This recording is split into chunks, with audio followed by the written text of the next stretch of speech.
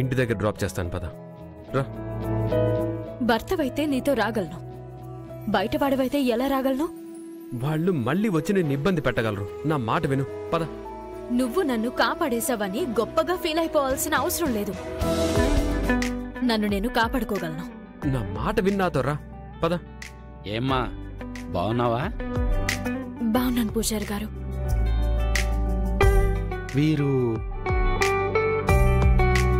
మీ వారా? అవును. మీరు అదృష్టవంతులు బాబు.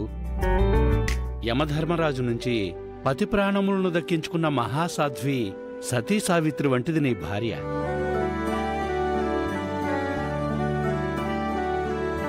నువ్వు ప్రాణాపాయంలో ఉండగా గుడికొచ్చి కఠినమైన నియమాలను పాటించి దీక్షలను చేసింది. అందుకే నువ్వు బ్రతికావు నాయనా.